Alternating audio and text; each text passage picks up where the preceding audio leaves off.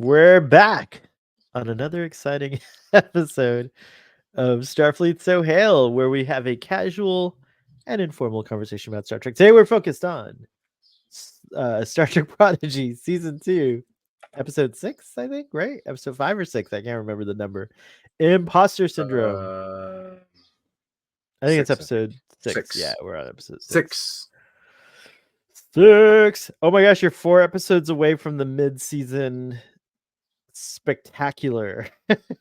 You're so the close. mid-season Toddy. spectacular. Remember they did that last time too? It's like 10 episodes, you know. I don't think that's a spoiler to tell you that there's going to be the format of the season is that there will be a mid-season spectacular, or what you call a two-parter, or It's a mid-season finale, right? Or I guess I guess we call it mid-season finale. It's true. So you're so close. 4 more weeks to finding out what's going on.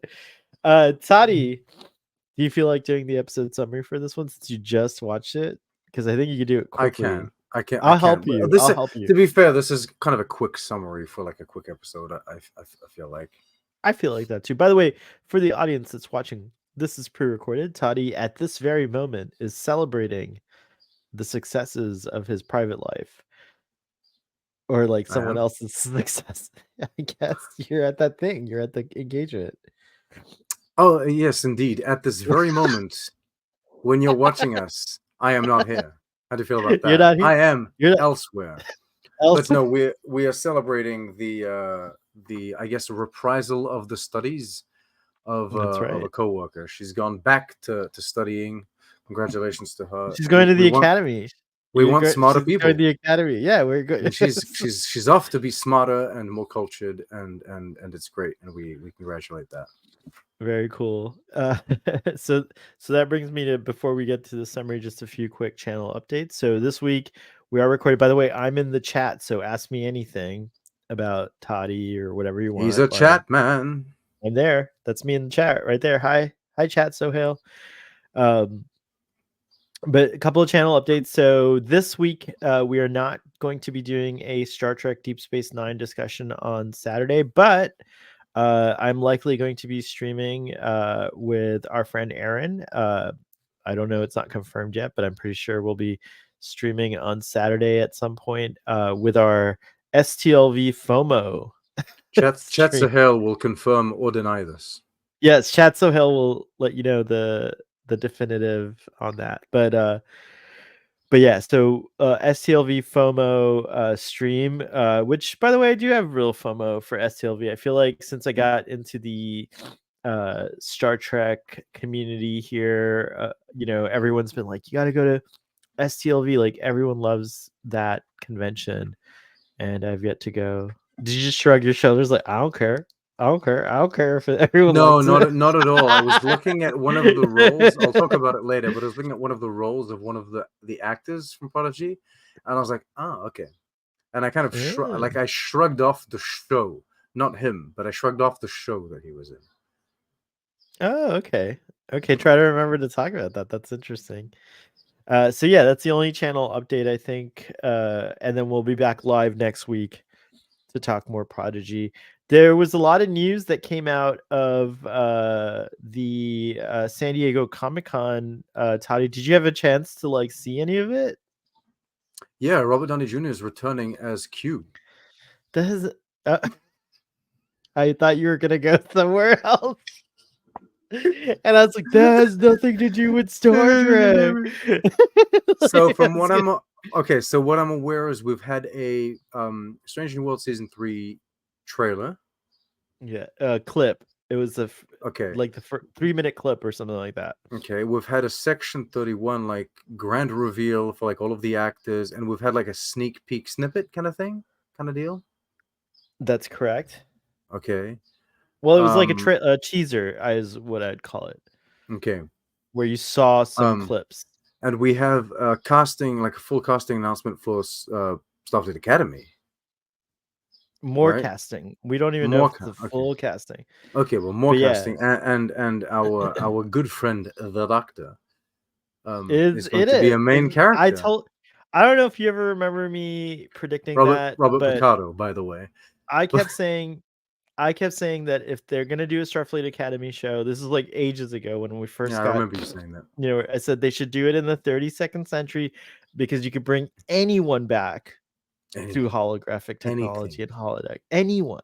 anyone. It's the best place to set the show because, first of all, the 32nd century landscape is almost like the Federation was practically destroyed. It's starting again. So there's like that spirit. So it's smart because you have the spirit of like the original Academy would have been, but without the retro having to be so caught up in retro effects, right? Like you don't have to worry about everything having to look like Enterprise or whatever. You know what I mean? Like, so you're never gonna get complaints Oh, from boo-hoo, we gotta do flat screen or TVs. yeah, or whatever. like they're not gonna, yeah. So this lets you just be free from all that nonsense. So I'm glad they stayed in the 32nd century. But the bonus, the cherry on top, is that literally any character can come back, and you can add. The Academy is the perfect show to add lore and fill in all those things that everyone's been like, what happened So with that, I or what have a happened with that? theory. Yes. What's your I have a theory? theory. I don't think it's the Doctor from Voyager. You think it's the Delta Quadrant Doctor? I think it's the Doctor that was left behind, Oh. and he finally found his way back. Well, then what's happened to Father thinks they reintegrated. No, You don't think so? no. I think that something happened. Because they would have had such different experiences. So you're saying that maybe he want to stay himself. The other Doctor would want to Well, stay they wouldn't have himself. reintegrated. Yeah, absolutely, because they clearly like they would have been different individuals by that point. But I really think that this is like the museum Doctor coming back, and that he's Okay. going to do that. That's what I think. Well, that's a Because great transition. Oh, go ahead. Sorry. oh, Finish your that's thought. right. That anyway, that's I think that because I think that there is no explanation behind it. It's just what I think, and Okay. it is that is where I would go with it. And though yes, I'll say this he is the doppelganger, the holographic doppelganger of a hologram. of the Doctor. I'll say this: you're not the first person I've heard that idea from. Really? I take So it back then. yeah. I retract the idea. I don't like it anymore. It's wrong. It's wrong. You're wrong. But He's yeah, going to it's be an interesting Italian. It's Da idea. Vinci. But check this out. Like you have Robert Picardo, you have Paul Giamatti, and you have Holly Hunter. Those are huge names, all associated with the show so far. There's serious acting talent. Yeah, and then not to mention that we have the Dadmiral coming back, Oded Ferre. We have Jet Reno coming back. That was a surprise to me that Tig Notaro is going to be a part of it, The and person of that course Mary. saved Zack Snyder's zombie film. That's right. I remember you getting excited about that, or saying it was really good, right? Like the way she was there, yeah. Like because she filmed it after. She wasn't with any of the actors, I right? never would have known. Really, I yeah. never like I've That's never seen visual fantastic. effects that were so seamless. But she carried the movie. That's No shade to fantastic. anyone else. Dave Bautista did a good job. He can actually act. Congratulations. I enjoyed his performance. But like Jet Reno was just not Jet Reno. I love that we're calling her Jet Reno no matter what. We're Tig Notaro. Tig Notaro. She's just Jet Reno. Reno. It was Jet Reno with a zombie. You know, that's what it was. It kind of was, but no, Tig Notaro, she saved it. She killed it. So yeah. Right on. So it's really refreshing that she's going to be part of the Academy Absolutely. series. And then, of course, the biggest thing I'm so glad to say is that Mary Weissman will be part of it. And why did we talk about the Academy and emphasize so much? I think it ties in really well with Prodigy because essentially it's like a live action kind of concept of what Prodigy is kind of doing. So they're not the same. It's for different audiences, I guess. But no, but we have mention of the Academy, like and cadets in this episode. Yeah, well, these kids are hopefuls, right? They're Academy hopefuls, so they're gonna get into the Academy, I hope. One hopes. And So and yeah. what is it? Tysis. No. Tysis. Well, we were calling him Tysis because we were like, how do you really pronounce it on Andor, right? Or Andoria. Is it Andor? I forget, or Andoria. I think it's Andoria. Because of the show Andor, do we now have to say Andoria? It's Andoria Prime, isn't it, though? Oh, maybe it is. Because I always it's thought it the was Andor. no, because it's the moon. It's Andoria Prime. Oh, the Andoria Prime. It's the inhabited. Oh no. So tell In us an about this alternate reality, episode. I don't know. No, so maybe it's just Andoria. I think it's just Yeah. Andoria. Andoria Prime is somewhere else. Okay. This Got it. episode opens with basically kind of a 24 hours earlier situation where we see our motley crew running around the corridor, and we don't really know what's going on. And it says 24 hours earlier, and so basically it shows us what happened.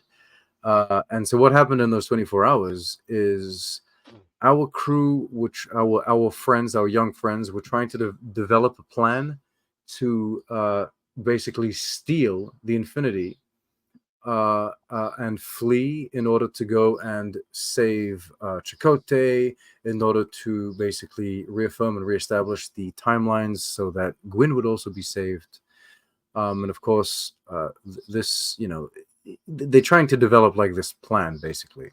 All the while, the Doctor is making a big job out of like having them all be very studious, and he wants them to, like, fun will not commence now. They have to really study to get it to be those hopeful good cadets that get into that academy.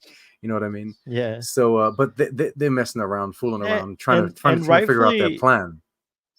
Rightfully so. They're also worried that now that Janeway's no longer on the mission, so to speak, that they're running out of time for Gwen. They have this message that they had. So there's a lot of like. Well, they still sort have of like, that. It was a mission, so to speak, in the eyes of Starfleet, but it is kind of a life's quest that they have going on. It's a very important like set of circumstances that they're in, and they need to accomplish this thing. You know what I mean? Especially for Gwyn, it's so close to home because it is home.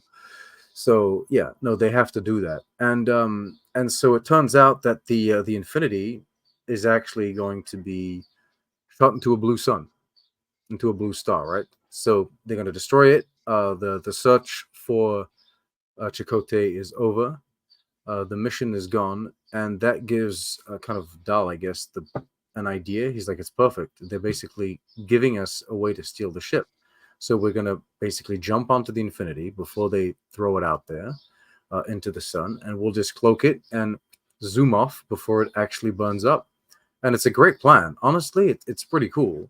But they decide to add some technicalities to it, and of course, Zero's like, what if we never left leave the ship? Because the single flaw in that great plan is that they will no longer be on the ship, so people are going to come and look for them. Janeway and the assumption, party, right? Janeway would probably assume that they stole the Infinity somehow because she's clever. And so they decide to create holographic doppelgangers of themselves. And in true Moriarty fashion, they go a little overboard with the programming. And so Rock makes these holographic doppelgangers kind of too perfect. And thus they fully encapsulate and represent who they're supposed to be. And thus begins an adventure where the holograms actually believe that they're the real ones, and they lock up and the that they're real on ones, the mission. and then they go on the mission. Which presents an additional conundrum, because if they actually succeed, they'll just zap out and the Infinity blip will be away, destroyed. as they say. And it was very interesting. I've never heard the word blip before outside of the MCU after the snap. Good. And I've never heard anyone say blip as like a science fiction term before the snap. So I think I've heard it before. Like, there's a blip on the screen. That's like but not in the sense not of in the same disappearing. of disappearing. You're absolutely the context right. of disappearing. I think that's definitely, so I feel like an MCU. That's definitely an nod, MCU reference. Yeah, I have to say that's probably true. So yeah, so before the holograms get Thanos snapped off the Infinity, because they just they're not programmed to be outside of the ship, basically. So I'm assuming they have holo projectors in the Infinity. It's just that they're not programmed to function outside of the Voyager, I guess.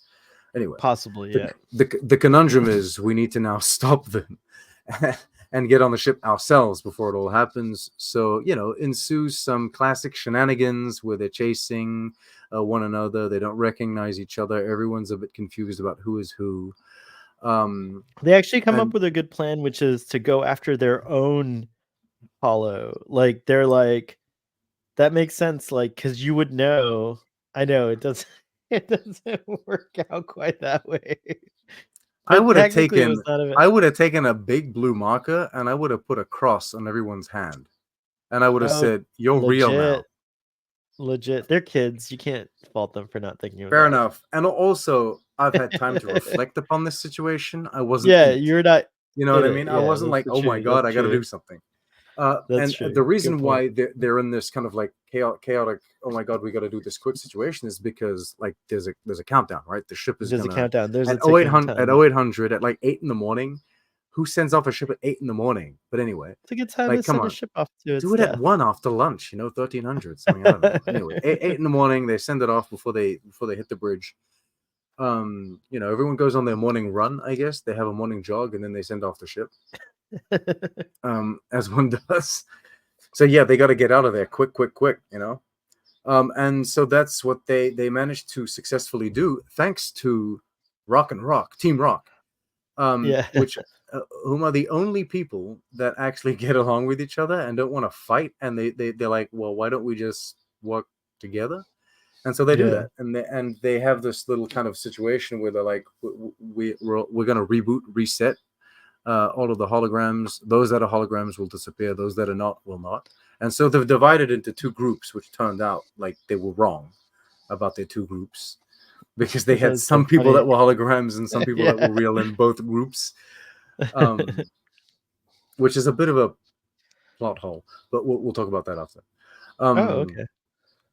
And they managed to actually beam themselves onto the Infinity at the very last minute, I think with maybe like a minute or a couple of seconds, 30 seconds to spare. Yeah, Gwyn comes up with a clever way to mask the emergency beam signal. Yeah, and off they go, cloaked, to save space and time. But when the hollows rematerialize, there's a glitch. Oh, that's right. They do. Yes, that's right. They do put the holograms back in their stead. And Rock's like, I think there's a problem, but it should be fine. And they all have like they've got like jumbled voices basically, because Dahl still kind of speaks like Dahl, but he's got an English accent. Zero. He's like, so Dahl. So it's the Dahl characters and the bodies are mixed. But Zero's personality is now in Dahl's body. Yes. Zero, however, does not have Zero's voice anymore, because I guess it's just a fake voice that comes out. So like the vocal cords of Zero, which don't exist, right, don't impact. Whereas the other characters, they do still have their own vocal cords, so they have the personalities but their own voices. Yeah, so Gwyn's Murph it's now, well right? done. What was it? Yeah, it was really Gwyn good. is Murph. I think Jankum is Rock. Right, and Rock is Janko. Yeah, they swapped. It's interesting. That is very interesting. Who's Gwyn? I think Gwyn was Zero. No. Oh, maybe. Or maybe Gwyn. No. Yeah, because I forget. Anyway, or was Zero and it's Shenanigans. I don't remember. I have to watch it again. Yeah, but it is Shenanigans. Yeah.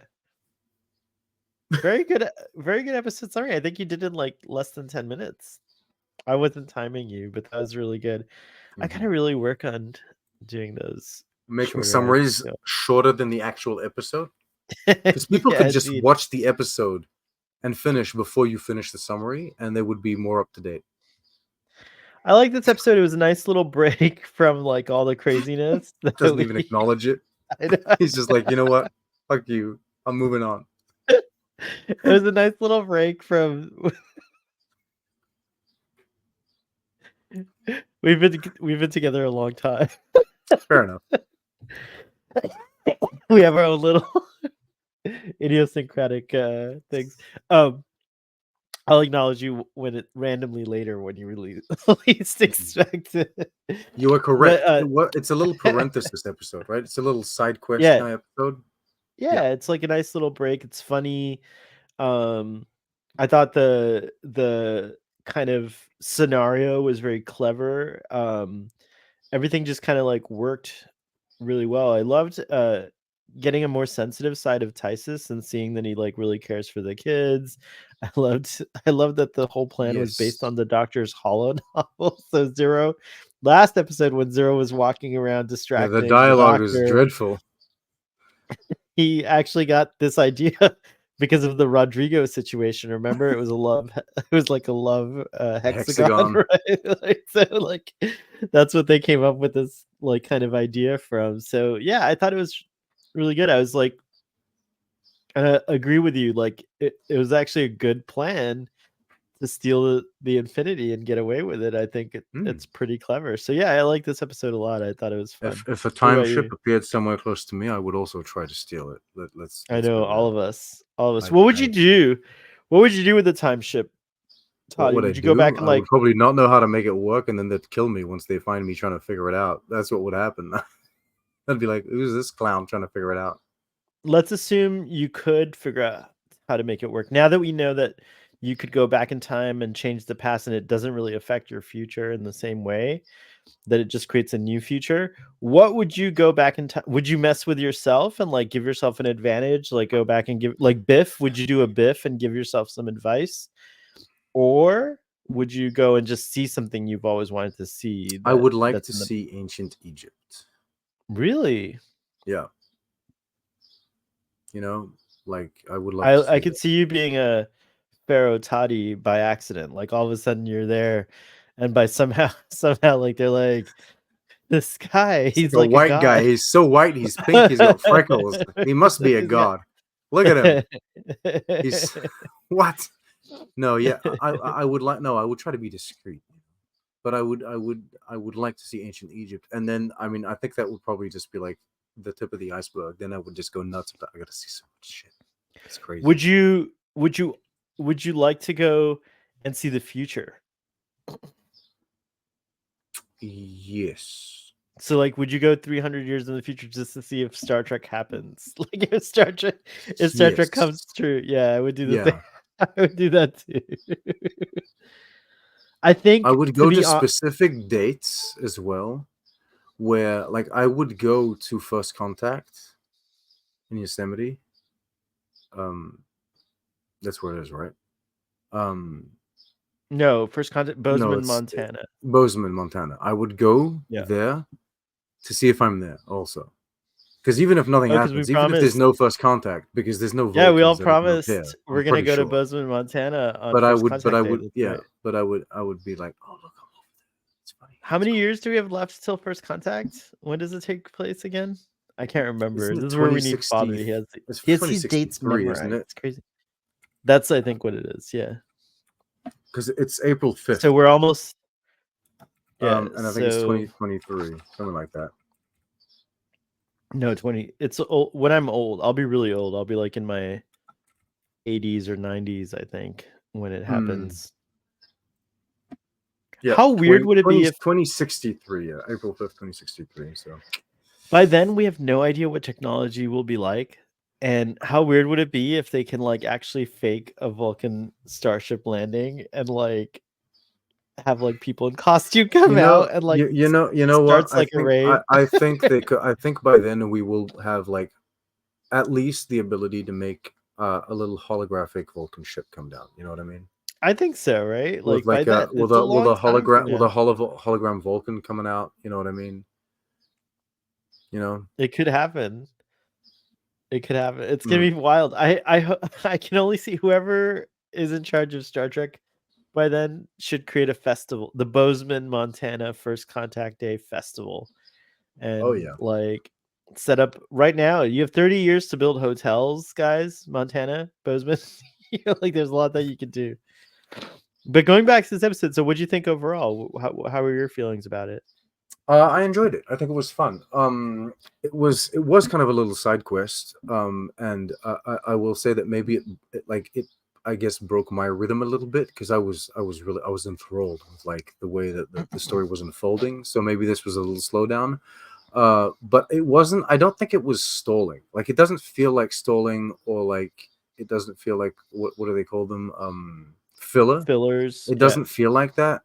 It There's feels like definitely no filler episodes, I would say, in modern Star Trek. There's probably episodes that people will say that, oh, maybe this episode could have been written better or have, less, it could have been more on point or yeah, I would whatever. agree with But that. I think that I even in like can't. the live Yeah. action shows, it's more like about tightening up the story. Yeah, exactly. I don't think there was anything such as a filler episode in the traditional sense, which, by the way, I love what people call filler episodes. Some of those filler episodes are like my favorite episodes of classic Star Trek and of legacy Star Trek, I would Data's say. Day, is that what the That's definitely a filler episode. Well, it's not that it. well, it's Yes. different because okay, I feel like the episodic style, they don't have filler episodes because Yeah, it's an legit. episodic style. So basically, like every episode is filler because you're filling the lore, right? You're filling the Correct. canon. I guess that's true. Yeah. Um, when you have more of like an arc or story kind of like driven season, then yeah, you have like more chances of having what one would call a filler episode. But Prodigy is in that weird little kind of very niche um, sector where it's teaching, quote unquote, Star Trek to a new audience. And we say young audience, but really it is just a new audience. It's someone that's new to Star Trek. Prodigy is a great way for you to learn about Star Trek and see what the show and what like the franchise has to offer, creatively speaking, and conceptually speaking. So this episode really falls into that kind of category for me. It's like this is one of the conceptual episodes that you'll get from Star Trek, where like we kind of just have an idea and we roll with it and explore that idea and explore that topic and see what we can do with it. Of course, it's done in a playful way here because it's it's the kids and everything. Like Yeah, I TNG agree or with that. Deep Space Nine would have made this dramatic where everyone has to like murder themselves at the end or some shit. But like, yeah, Wow. Everyone has to murder themselves. Yeah, I think that's true. Um, uh, in this episode, the holographic versions of them are very much, the kind of the main kind of thing there.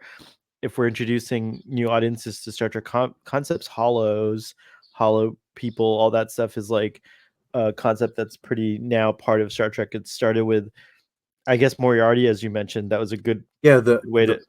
The power as well. That like it's not just it's a hologram, haha. It can walk through you. It's like no, if you program it, if you program it too well, or if you go too hard, too strong on the programming, then they can become a real problem. Bad And shit. sentient. Mm, They could also become mm. sentient. Was there a line in this episode about like sentience limitation or anything like that? Do you know if No, I these don't think they mentioned that anything like that? necessarily. So these hollows could potentially become sentient as well, and that could pose a problem, right? Yeah, I mean they could. If they're only planning to use them temporarily, like that could be, that could that Oh no, they might not want to turn off. What would you think about hollow versions being allowed to I continue think the doctor would have a lot to say about that. say about that? Yeah. I don't know enough about the subject. I am ill-informed about holograms and their Or rights hollow and rights. and the Yeah, like extent to which would Janeway have to make the decision? okay, she's made a lot of delete the decisions. delete I mean, can we just leave her delete be? the kids. Delete the kids. Delete the children. Oh, and computer. The Delete the cadets. kids. Delete the So hopefuls. I feel like I'm tripping a bit, but I was convinced that the holograms were ever so slightly shorter than the originals. Like, I think you're tripping. And I think so, because I went through think my mind and I was like, from a production standpoint, would it make sense to do that? I don't think so. Like, I don't think so why? at all. I think you're tripping for Why would sure. one do this such a thing? If But anyone from by the way, I forgot to mention the writer of this episode is Jennifer Murrow, and the director was I think Shin Shun. So kudos to them. Another great episode. This is Jennifer's second episode in a row because she wrote last week's episode too. So that's nice that like I like that when a writer writes the 2 episodes back to back because it kind of like gives it more, cohesion, if you will. It's kind of a cool thing. But she's really good. She's a good writer. I really like her stuff. But as far as cohesion goes, I think that I think you're tripping about the shortness. But if any of you guys from Star Trek Prodigy happen to see this, could you please confirm for Toddy whether or not the the hollows were a little bit shorter than the main characters? That would be funny. That would be really funny. I'm sharing an image. It would be cool. I'm sharing my screen. Check out my screen. Oh, here. Let me put it on. Let's see. 1 second.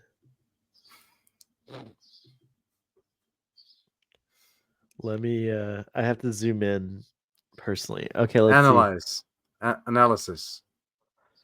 So you can't. It can't really count because. So if you were to go and do that same pose with someone of your equal height, you would seem taller. You're thinking the one on the left seems a little taller than the one on the right, or the one on the right seems taller?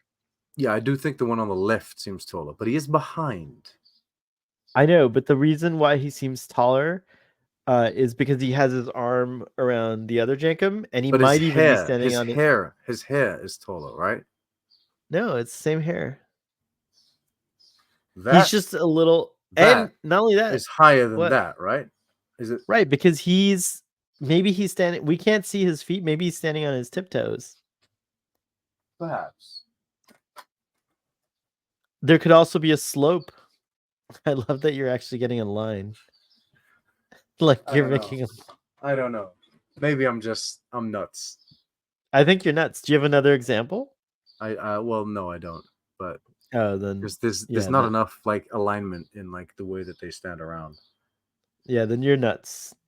I do declare. I do declare that they are of the same size now. I do declare. We should twain this out.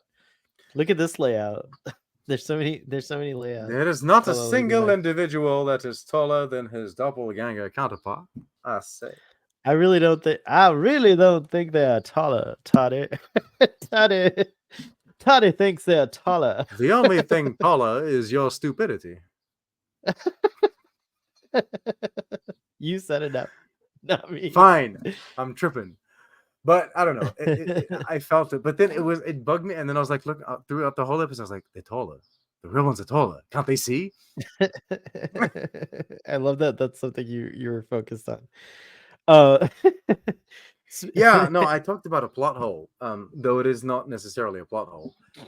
It was just funny to me because they made a point of saying that Zero could telepathically communicate with the other members of their crew, right? Or hologram Zero could read the minds of the holographic other characters, but he could not. Yeah. But hologram Zero could not read the minds of non-hollows. Okay, so and then non-hollow and real Zero couldn't read the minds of the hollows, so that's why that scene's interesting when Dal finds Zero, because in that scene, I thought that was very cleverly written too, because you have that that mentioned earlier, right? Mm-hmm. And then Zero goes, "I can't read your mind. You must be a hologram." But if he's the holographic Zero, he couldn't read Dal's mind. No, so he would be right. That would have meant that in the final lineup where we have like one team versus the other team, and it turns out the teams are mixed, they shouldn't really have been mixed. The Zeros should have figured out which like team they should have been on and who is on their team, basically. Like the Zero should have said, I can read your guys' minds, so you guys are with me.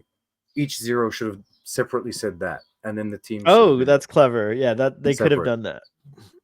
That's very clever. So it wouldn't have confirmed which is the hologram team, but at least it would have each team would have been separate. Yes. Yeah, that would have legit. Nice. Like I said, it's not really a plot hole. It's just an observation. It's not. But that was but that's the thing about this, which was really cool, is like these kinds of episodes where you have like these the doppelgangers, right? There's always Mm. going to be that confusion of who's the real one, and I like that we, the Shoot audience him! No, shoot ourselves, him! right, exactly. I forgot, it goes back to like a long-standing tradition, because it goes back to like the original series with the episode where Captain Kirk separates into two as well. Remember, enemy enemy within, is it called? I Enemy think. Within sounds like a TOS name, so we'll go with that. I think it's pretty much Enemy Within, or Enemy Mine was a movie with Louis Gossett Jr., so it's got to be Enemy Within. Let's see here. Star Trek. Let me see. Watch it be something totally different. It'll be Yeah. something ridiculous. One of those It- TOS names, like In the Darkness, the Flower Blooms, the Enemy Within. So, anyways, it is The Enemy Within is the title of the episode, but so yeah, that's another great thing about doing the duplicates like this, even though they're not evil duplicates per se, but they are antagonistic, which is kind of cool.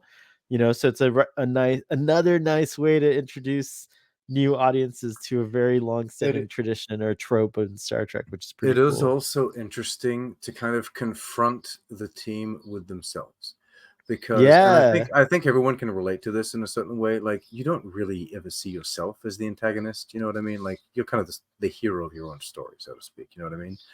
But it would be interesting to sometimes face yourself like, yeah, you look like this. Like, this is you right now. Or like, this is the way that you act, or this is the way that you deal with these situations.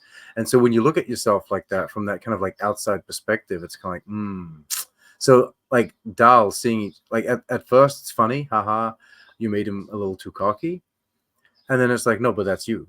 That's how you are. Yeah, exactly. You know what I mean? So I didn't like see a there's kind of difference some myself. It's true. Yeah, They were no. like kind of So the there's same. you can reflect on it, I guess. It would be interesting to have doubles of, like, maybe I'd be like, I'm such a terrible person. Like, I just, you know what I mean? Do twins? I know they're not duplicates. I'm not trying to like say any, essentialize what a twin is.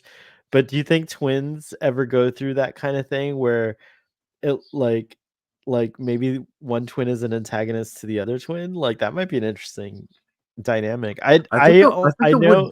it would depend, I think, on like how, I think, close the character of each twin is, because Mhm. there are many twins that they're very, very different, like, on the inside, you know what I mean? Like, they do very Yeah. different things, I've but only some twins seen I feel are very, identical very twins. close. I've known a few twins not identical, and one of my godkids are twins, and they're not identical either. Oh, I have two sets of twin godkids that are not identical. They're fraternal twins. I forgot. I didn't realize I have two twin godchildren. But anyway, but anyways, I say, I've only seen identical twins on TV, and they're often portrayed as very so similar that you would have trouble telling them apart. But I don't think real life is like that. yeah, I think that TV probably has Especially its as you fun go, with it. I would say that maybe that's true for like younger twins who only spend time with each other and their families. But once you go out into the world and like, unless the twins work the same jobs and like marry, although there are No, they have cases of different twins, experiences, right? They right? end So up that's doing when I different think, things, meeting different right. people. But I think Yeah. the closest you could have to twins, being similar to each other is before they go separate out into the world and stuff like that. When they're younger is Well, probably when. often parents are dicks because they really put in like the effort into like dressing them the same and making It's them so so cute though. similar. Why Like wouldn't they you have do like the that? same haircuts and stuff. It's like, come on, like, make one, Love like, it. put one in rainbows and the other one as like as a goth, so that we can I would really do differentiate them. You know what I mean? I would totally dress my twins the same. No, I'm just kidding. I would wanna see what their expressions of their personalities are and encourage them to find their own way of doing it. But I might dress them up when they're really small and they can't remember, in Mm. twin outfits. I think I could Do have you think managed. a parent can instinctively tell them apart when they're like infants and they look exactly the same, if they like I'd dress have to exactly the ask same? I'd have to ask twin parents which I have two to ask. So that's a really good question. Well, one of them is a Although one of hologram, the so it kind of like phases in and out now and then. You just gotta watch for that. you just gotta watch for that. But I do think that when they're really like, I can't tell for identical twins. I think it would be hard to tell before they each develop kind of a personality or quirks or whatever. But Yeah, for fraternal twins, they look. You can start to see the differences in the way they look, and very especially if yeah. the fraternal twins are Like you and me as infants, you couldn't tell the difference. Are you saying we're like twins from another mother? We're twins. We're twins. Twins. Because Oh my even God, as infants, we we're have so the twins. the white mustache and everything. Oh, we would laugh like that. But imagine an infant. I'm dying to know what the audience thinks of this conversation. It's very on track, but it's very unhinged, which it's Hey, well, so it's good. weird. We're keeping in theme with the episode. We really are. I think we're doing a pretty decent job here, Toddy. I don't know how you feel, but Well, we're talking audience, let about us twins in know. real life, not so much holograms in Star Trek. But Let us and holograms in Star Trek were not affected, right? And I know this is happening after Prodigy, what I'm talking about, but like the whole AI ban kind of thing that we have going on in like Picard, the holograms, we've concluded they weren't affected by that, right? It was just androids and whatnot, right? And we also concluded we didn't see any other hollows on the level of the Doctor in Picard, but now we're finally seeing what the Doctor's up to before Picard, which is pretty interesting. And if we, as we get closer to the events of Picard, because remember they did promise that at some point, if we get a season 3 or whatever, we might get closer to those events. So we might actually see some implications for the Doctor if Star Trek Prodigy ends up being an overlap show to season 1 of Picard. Not season 1, but the flashbacks of 20 years earlier. Right. Yeah. Whoa. How many years later is Picard from this? So during Picard if our cadets Picard begins in 2399. And this show takes place 20. Let me see if I can find it. 2383.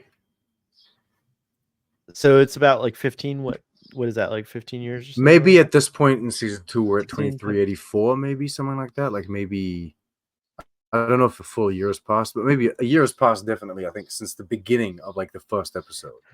Yeah, so we must be in 2384, something like that. So we're only So that's interesting. I would love we're only 4 years away, or like 3 years away from the supernova. Wow, we're really close to the supernova. So maybe the Doctor would be kind of mobilized to help out with that situation. Yeah, that makes sense. So that's what the Doctor was probably doing at that time. If we're only 4 He's years leading away from the an supernova, army of EMHs to help people. If we're only 4 years away from the supernova, that means the kids will be probably in the academy when the supernova occurs, right? Because Starfleet Academy is like a 4-year thing, and they're not in the academy yet, so they'll be in the academy at that point. If they make it to the academy, that is. And then by the time of Picard, they'll be I don't know. You never know what could happen. Like they might not decide to be in the academy at all. Like they might decide not to. I don't know. Not the academy's not for everyone, is But what was I going to say? That's very interesting. So that means that during Picard, when all the shenanigans are going on, that many of these guys might have been on ships already assigned. Yeah, and probably. Possibly even like lieutenants by then, or lieutenant commanders or whatever. I'd like to say that these kids kind of get like a head start too, because they're having a lot of like work experience. You know what I mean? Like they're on the job here. Like that's true, and like they have Janeway, the Admiral, come on, as their like mentor and sponsor. Come on, it's ridiculous. They better Kirk be great. versus Picard. No, it's Janeway. Get your captains right. I gotta say, Cisco is accepted. Can I take a quick sidebar and just say how cool Kate Mulgrew is? I've been seeing like a lot of her pressers and like interviews that she's been doing, with the San Diego Mother. Comic-Con. She is mother. She is totally mother. I love her so much. And like she's so into she's like, I wouldn't come back to do another, like I'm not interested in Star Trek Janeway. I want more Prodigy. That's what I want to be on. She's like 100. She's like, this show could go on for many seasons. It's a brilliant show. It's not like, it's like hopeful. It's like decent. Like it deserves more. And that's the project I want to do more of. Well, I love she really is. Yeah. I mean, we're in a time where we have very, very inspiring people kind of like helming these. Like, I know she's not the main character, but our legacy, she's the mother. Like too, she's like the motherly kind of like symbol of this show. Michelle Yeoh is just as strong as an actor. So these great people, and I absolutely love Janeway, and I feel like she just has a way with like kids and the future generation and everything that is really inspiring. So to have her kind of like, I mean, we've talked about this. We want her to be like the face of Star Trek and the spokesperson for Star Trek. Time. We want her to be. It's time. It's like, time.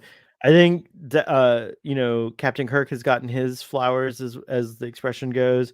Captain Picard's gotten his for a long while. Yep. His powers. Captain Sisko's not interested in flowers at the moment. So Leonard Nimoy, like Spock, I think was very much a big face of Star Trek and like 100%, yeah. A bridge to like the general culture out there, the popular culture, But I think that Kate Mulgrew can very much do that. Like she's great. She's talented. She's kind. She's inspiring. She was on a lot of the shows that those guys were on too, by the way. She was the kid, the younger actor. I'm pretty sure she's like, she had that Mrs. Columbo show for a little while. I'm pretty sure I can't confirm this, but I'm almost certain she's at some point probably worked with William Shatner or possibly Leonard Nimoy, possibly more, so many other actors. She was in Orange is the New Black, which was one of those first Netflix shows that came out. So that was like one of the maybe they could like original successes, kind of. Yeah, and I have to say, like, Netflix, I hope, will continue Prodigy because of that, their relationship with Kate Mulgrew, but not just that, because obviously because it's a good show. Hopefully, it's getting the ratings. I hope all of our efforts Netflix are.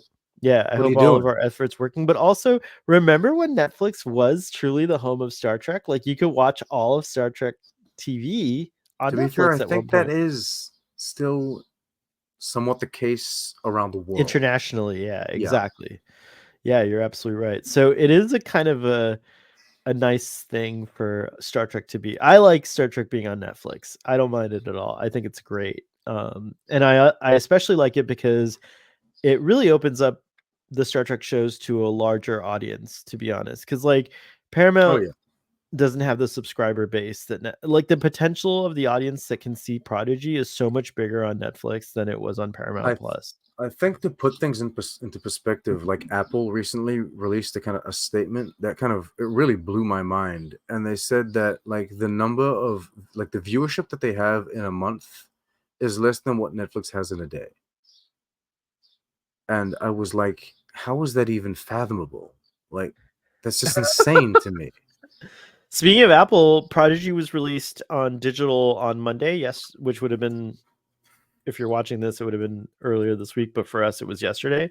Now we're recording on Tuesday, but it's already #1 on the charts on Apple, on Canadian Apple iTunes, which is pretty cool. And I think it's like #5 or something on regular iTunes. Prodigy for the win. Let's do it. Toddy, we spent a lot of time on holograms. Apple is 0.2% of TV viewership in the United States. Wow. Netflix's audience is more in one day than Apple TV Plus sees in a month. We're not shitting on Apple here. I'm just saying, like, it's kind of crazy, like the reach that Netflix has. You know what I mean? That is pretty crazy, yeah. And this Netflix is nuts. This is Netflix like counting I guess it's viewership, so it's not per subscription, I guess. But anyway, pretty crazy stuff. GoPro. Doppelgangers. It was fun. It was fun the way that they had like the doppelganger, because I was expecting them to kind of go down that classic route where it's like, no, it's me, it's shoot him, but they never really had one of those moments. They really made kind of every interaction unique in its own respect, and they really had fun with getting you confused about who was real and who was not. And yeah, so like the whole Jankum thing, and I think that was the kind of the most I guess the one that you don't guess so well is Jankum. They really make you believe that it's the real Jankum telling the hologram one that he's fake, and so the hologram one has like this existential crisis, but it turns out it was the real one that had the existential crisis. So they did a good job. Yeah, they did a good job really with that. good. It was fun. We're coming up to the hour, and I like to keep these in an hour, so I think we covered like a lot of the episode, but I guess what I really want to hear, and I think what the audience wants to hear, is your speculation. So now that we're in episode 6, what's going on? What do you think's going to happen? Do you have any more idea of what's going to happen coming up? What are your guesses about next week? The Fast and the Curious is the title of the episode, by the way. Fast and the Curious. Okay, so I'm pretty sure, and I've thought about this pretty hard, I'm pretty sure Gandalf and Dominic Toretto will come through the multiverse.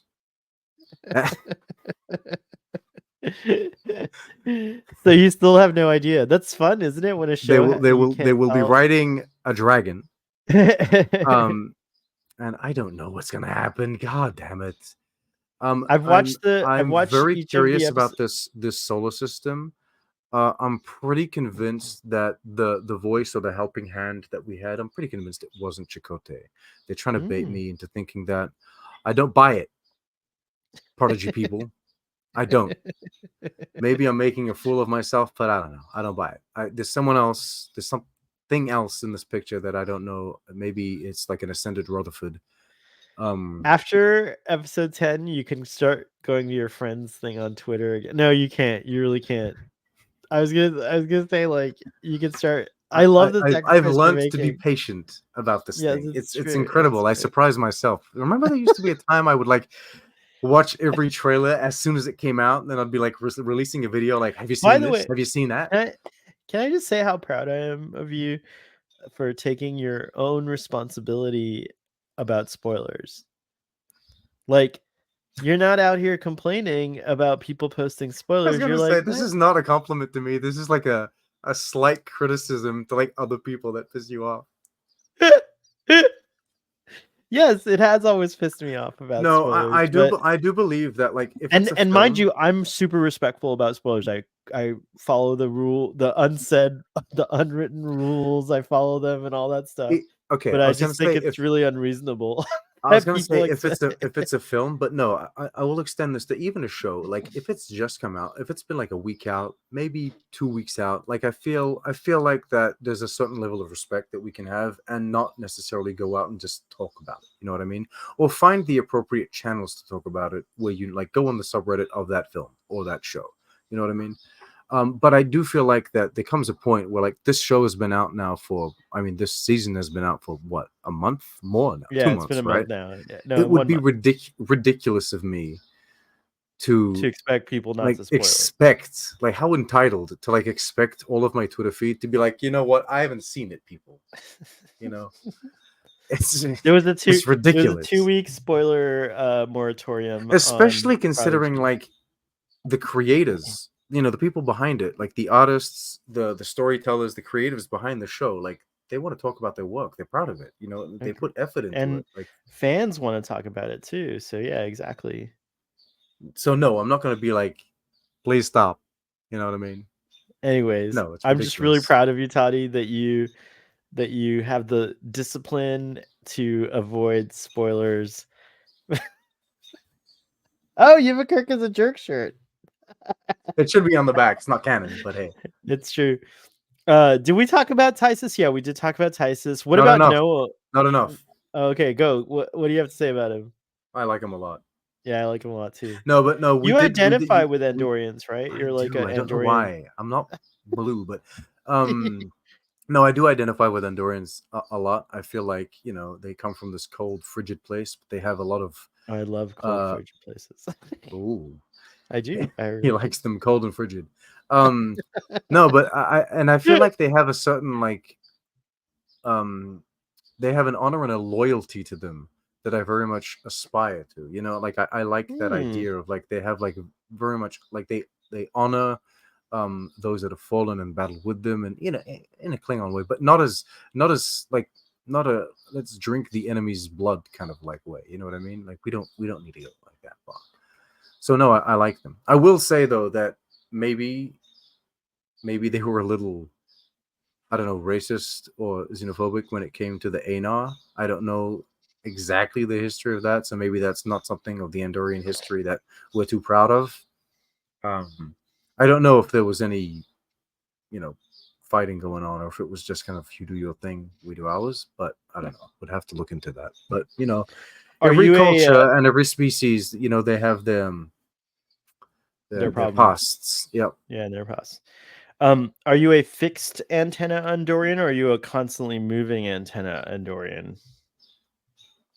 I like that they have movement. I don't need them to be moving all the time. Like if you're talking to me, like, you don't need to move your antenna all So the you time. like Like how don't Hemmer? distract me. You know what I You mean? like how Hemmer? We thought he was a fixed antenna Andorian, but then in that one episode, we see them like straighten up and go back into their place. Remember that? Do you I do remember? like I don't remember that specifically, but I do like the idea. Mm. But no, I do like the intrigued and the it took like 6 people to rig those things, remember You how many like the times? It was ridiculous. emotion, expressing Yeah, emotions through the I antenna. do. Yeah, it's I true. do feel like I would be What was uh Rin? Rin was a I would be an fixed. annoyance, I think, because I think I would be a very like emotionally antenna moving person. Like if I was Andorian, I feel like what I mean. It's like his antenna are all over the place. It's ridiculous.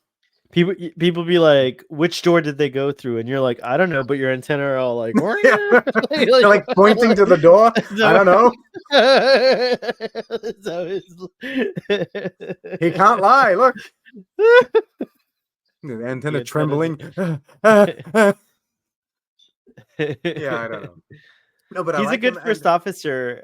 he is. And you mentioned this earlier, but he's like worried, and he's, I don't know. He feels empathy towards these kids, and he like, but I like that he doesn't say it to them. Like it's nice when he talks, but they took the time to have the character speak to Janeway and say, it's tough what they've been through. They're very strong, and it shows that he's a genuinely good guy. He seems very strict, like he seems frigid, right?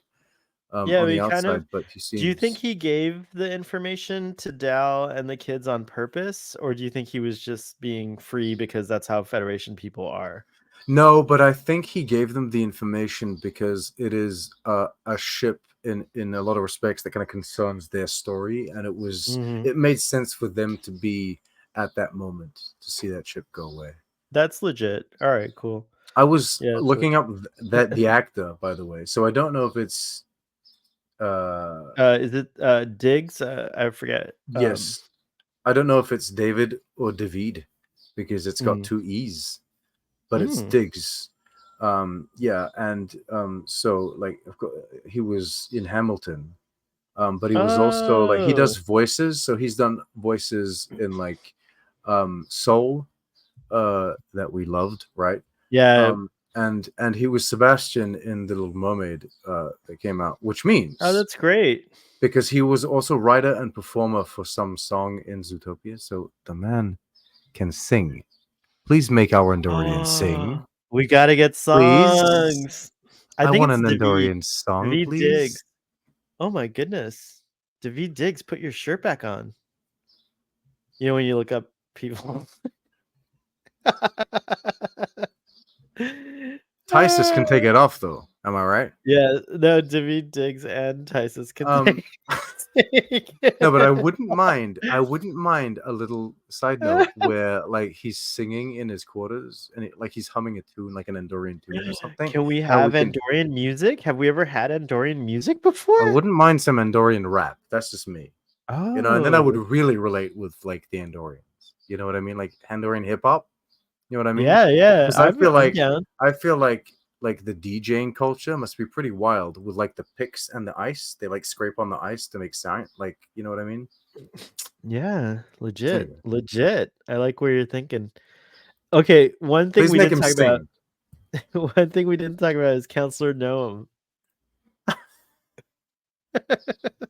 You want some therapy? No, I'm too busy. I didn't care anyway.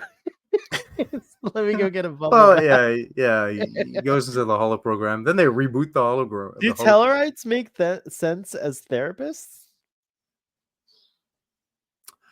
It's in their nature to like be argumentative But and they like have absolute candor, don't they? I feel like they do, yeah. That's legit. So that's a good So thing. I think that in such a busy world that is like Star Trek, with so many varying species and like I guess cultures, you kind of need different kinds of counselors and different kinds Yeah. of therapists, right? Like you can't have the Betazoid like lie down on the couch and talk about your problems. Like maybe not everyone works that. Like another Tellarite, does he really work his problems out like that? You know what I mean? Or a That's Klingon, like pretty can you legit, yeah. really, you know, talk the problems out of a Klingon? You know what I Or could a mean? Klingon be at there? Would it be sensitive enough? Like would it is so yes, there's the absolute candor component, but like what about sensitivity? Which is Is it something that I think is necessary all the time? Some people might need a not bit of all the like a time. No. desensitized wake up, Right, but that's what right? I'm saying is it's not necessarily all the I'm time, not a but therapist, what I though. wanna Please know don't, is, do you you know, think Dr. Noam could pivot to being sensitive if he needed to pivot, be? pivot. I don't know. Pivot was is It's that a in reference? Friends. Yeah, Oh, I don't remember. pivot. Is it a bit Someone will, Oh, no, someone will I know what do I'm talking about. no, the memory just came back. I know exactly the scene you're talking Okay. about now, I remember. That's I funny. don't know if he could.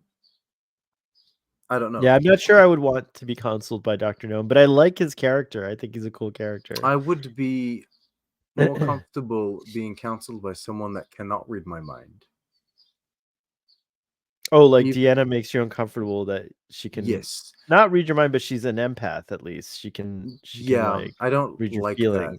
Yeah, I Mm. don't like that. Even if I'm sure there's a lot of respect and they don't just go digging in there, you know what I mean? But yeah, I would rather, you know, I wouldn't mind a Tellarite. So Vulcan or a Though I made my Tellarite a doctor in the show that I wrote. you did? Yeah, and I had The fan Unity ca- I show? I had do remember that, I think. yeah, Star I Trek read Unity. some draft of it, I Star Trek think, Unity but I had don't remember it. and it was Martin Freeman that was my Tellarite doctor. He would be amazing. Well, this is like freaking what's his name? Speaking of Seinfeld, why can't I remember George George is Costanza? who you're Yeah, talking but about. the actor I forget his name. He was in bloody the Orville. I know you, and I can't He was remember your name. also in Voyager. George Costanza, actor. Jason Alexander. I apologize That's it. to That's Jason it. That's Alexander it. for not remembering your name. I'm so sorry. I It's only too know many you as Dr. names. Noam Too many or George goddamn Costanza. names. I like that he. I think I mentioned this before, but I really love that it's not his voice, like his regular voice. Like Dr. Noam does not sound like Jason Alexander's regular voice at all. So I think that's cool. Yeah, by the way, I wanted to shout out uh Jason Matsukas Who plays because Jankum Pog? because too often do I get lost in like the uniqueness of Jankum's voice and like forget that it's not Jason's voice.